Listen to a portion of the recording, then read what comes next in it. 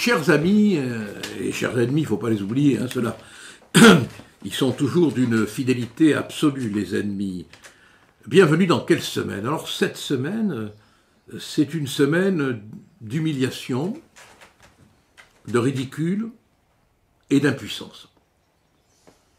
Et aussi, au-delà et par-dessus ces trois qualificatifs, de violence, de peur, de désordre. L'humiliation, elle est encore venue, une fois de plus, du président de la République. Enfin, de ce qui nous reste de président de la République. Il a éprouvé le besoin, après avoir déclaré au Maroc à quel point il était hostile sur la question du Sahara occidental à l'Algérie, il a éprouvé le besoin, comme s'il fallait qu'il fasse une petite courbette réparatrice, une petite génuflexion pécamineuse. Il a éprouvé le besoin de déclarer, alors qu'on lui demandait rien, que Ben Midi, un héros pour les Algériens, un terroriste pour l'époque, je dis bien l'époque de la guerre d'Algérie, avait été assassiné par les militaires français. Ce qui met en cause directement le général Aussares, qui du reste s'est largement expliqué avec d'extraordinaire prudence là-dessus. Ça tombe à un moment donné où je viens d'écrire le premier tome, je vous le montre, ça me permet en même temps de faire la promotion du bouquin, d'Indéfendable mémoire. Je raconte dans ce livre plusieurs procès qui m'ont bouleversé, marqué, et je raconte notamment, lorsque j'ai défendu le général Aussares, les longs entretiens que j'ai pu avoir avec lui. J'avais pris des notes, et je raconte tout ce qu'il m'a dit sur cette guerre d'Algérie. Et je crois que si on veut avoir une vision holistique, totale des événements, où il n'y a pas le bien d'un côté, le mal de l'autre, le mal d'un côté, le bien de l'autre, il faut écouter tout le monde. Et je vous invite à lire les confidences du général Aussares, non pas pour absoudre qui que ce soit, quoi que ce soit, l'histoire elle est au-delà de tout cela, mais pour essayer de comprendre. En tout cas, Macron a réussi à bien nous humilier. Le ridicule. Le ridicule, il est venu de la délégation que j'appelle une dégueulation qui accompagnait Macron lorsqu'il s'est rendu au Maroc. Cette délégation, c'était pour une partie une colonie pénitentiaire. Un cirque avec les Lucky Luke en tenue de bagnard. Au milieu des entrepreneurs, des grands patrons, des chefs d'entreprise, ont repéré, sous la loupe de l'enquêteur, Barnier de l'affaire Bettencourt, qu'est-ce qu'il foutait là? Guérab, vous savez, le champion du coup de casque, et Yacine Bellatar, le menaceur de mort, condamné à 4 mois de prison avec sursis et occasionnellement bouffon du président borderline qui s'ennuie quand il n'a pas son babar Bellatar pour le border. J'ai nommé Monsieur Macron. Pourquoi cette délégation dégueulation?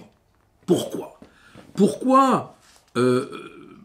transporter dans les bagages plénipotentiaires, diplomatiques, un homme qui a été condamné pour avoir proféré des menaces de mort, pour avoir dit, il n'a pas été condamné là, pardon, je le précise bien, pour avoir dit des attaques contre l'imam Galbouni, pour avoir déclaré qu'il n'est ni Charlie ni Nice, pour avoir conseillé, rappelez-vous, à un ministre de l'Éducation nationale de ne pas mettre les pieds dans le 93, et à un philosophe que j'aime beaucoup, lui avoir conseillé de ne pas sortir de chez lui, pour avoir été un soutien évident du CCIF, pour avoir conseillé à Macron de ne pas aller manifester contre l'antisémitisme et pour avoir toujours pris des engagements islamiques.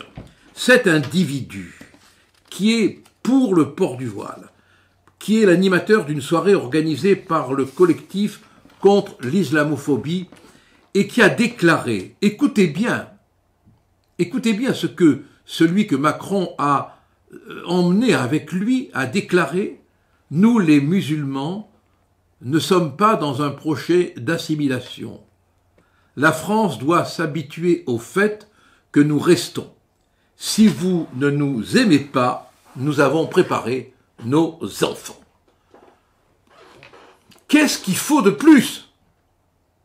Alors, quel contraste, quoi, entre Barnier, le gérontofric, le casque cogneur, le Bellatar menaceur et notre strict ministre de l'Intérieur.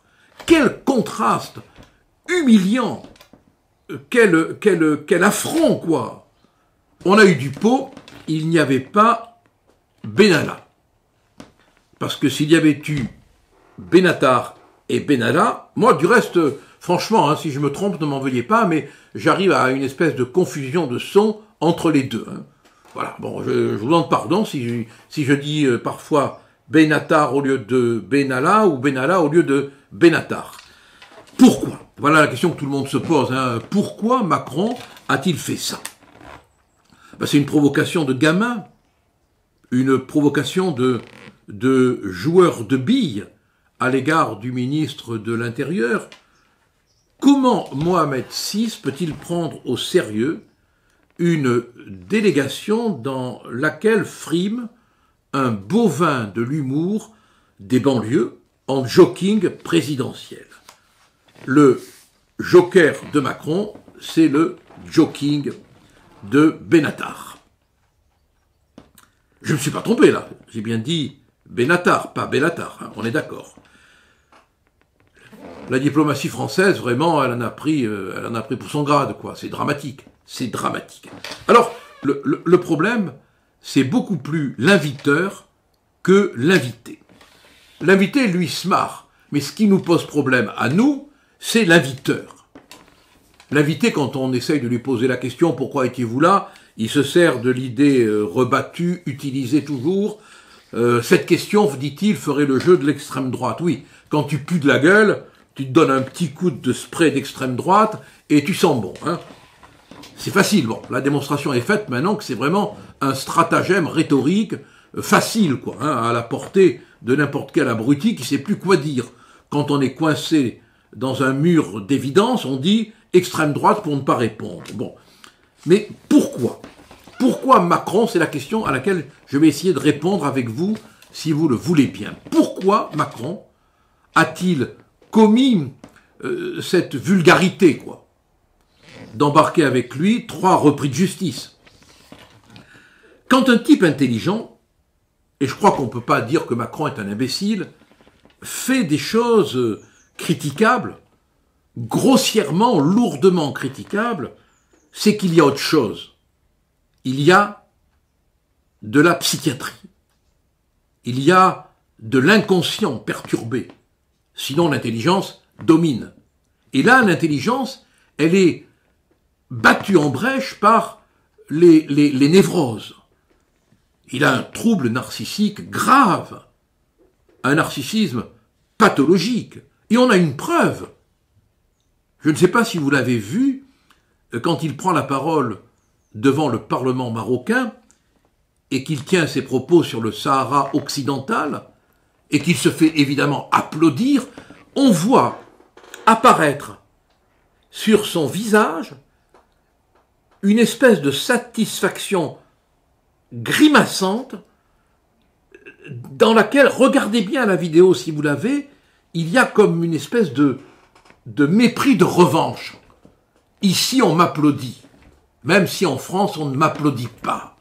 Et je vous emmerde, parce que ici, je me fais applaudir. Ah, c'est incroyable quand même. C'est une manière de dire, je fais ce que je veux, je tape du pied. Mais c'est une perte totale du sens de la fonction. C'est une déconnexion déconnante. La République, elle a eu des Chanel, je ne sais pas si vous connaissez l'histoire, en pyjama sur la voie ferrée. Il était atteint, paraît-il, du syndrome d'Elpenor. Peut-être que Macron est atteint du syndrome d'Elpenor, de Jupiter à Elpenor. Il n'est plus président. Il est la marionnette des névroses présidentielles qui l'agitent. Et la preuve clinique, c'est que lorsqu'on l'interroge sur la présence de l'humoriste contesté, de l'humoriste sans humour, il dit « Je ne ferai aucune remarque sur des choses qui n'ont aucun intérêt et qui sont très anecdotiques. » Osez dire que la présence de repris de justice dans une délégation plénipotentiaire diplomatique présidentielle, osez dire que la présence d'un individu condamné pour avoir proféré des menaces de mort est anecdotique dans une France rongée par la délinquance, dans une France où sévit la violence délinquentielle, où l'exemplarité n'existe plus, c'est être complètement timbré, même si le timbre vous a conduit par la voie de la poste délirante jusqu'au poste de président de la République et à l'occasion en voyage au Maroc.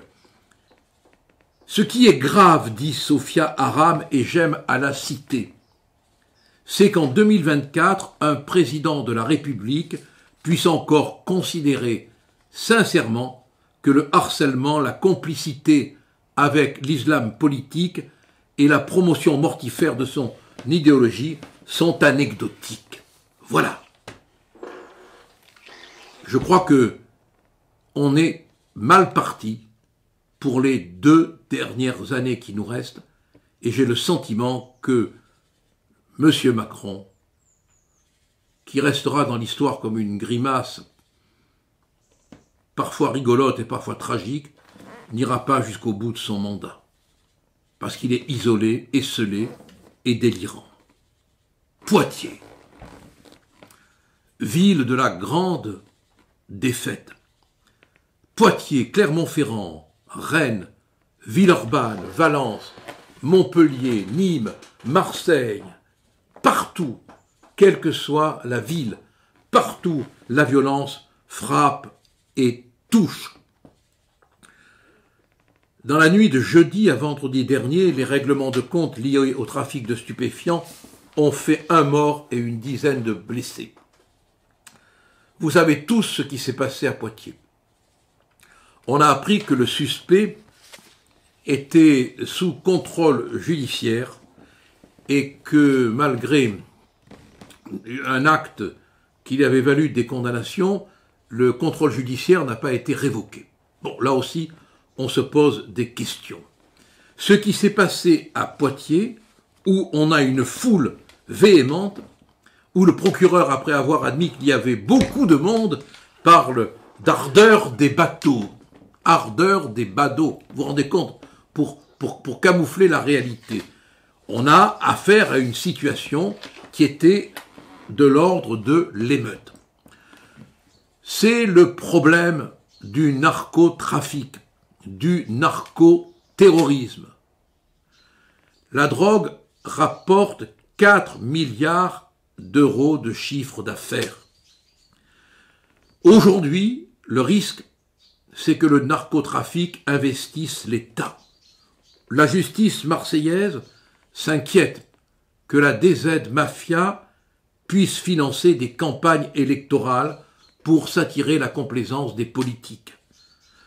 On apprend que la DZ Mafia se préoccuperait de payer la formation, oui, de gardiens de prison. Que faire?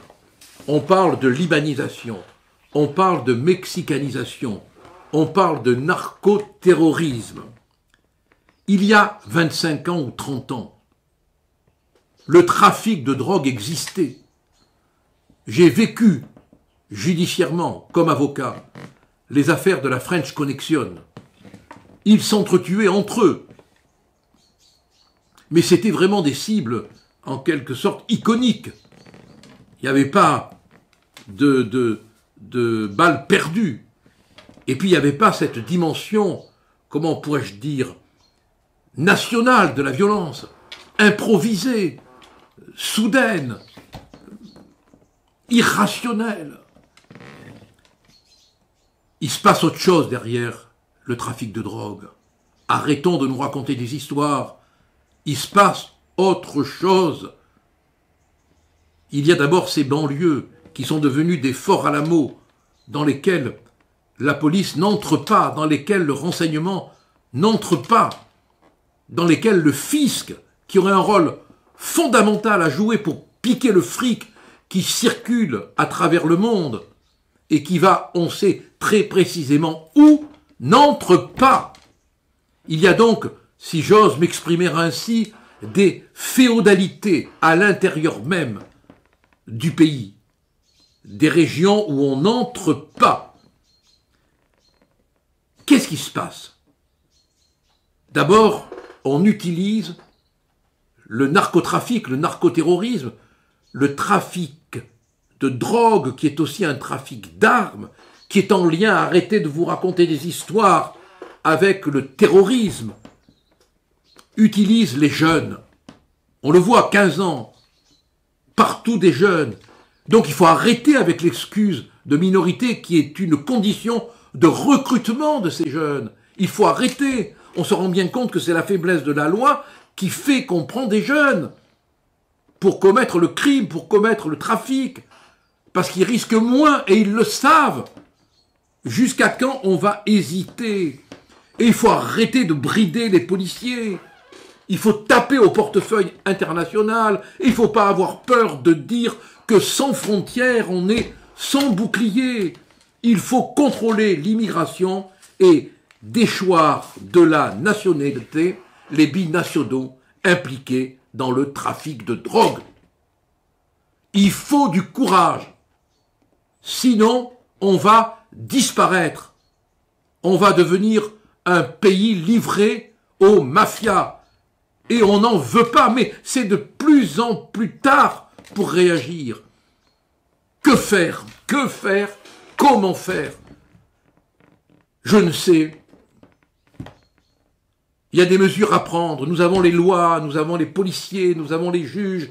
Il faut simplement un homme, une femme, quelqu'un capable d'insuffler une direction d'autorité et de courage à ce pays qui part à volo, qui n'est plus tenu. Mes amis, si le pays n'est pas tenu, nous tenons bon. À la semaine prochaine et merci d'être si nombreux à nous suivre. Merci et à très bientôt. N'oubliez pas de vous abonner pour que nous soyons nombreux à résister. Merci.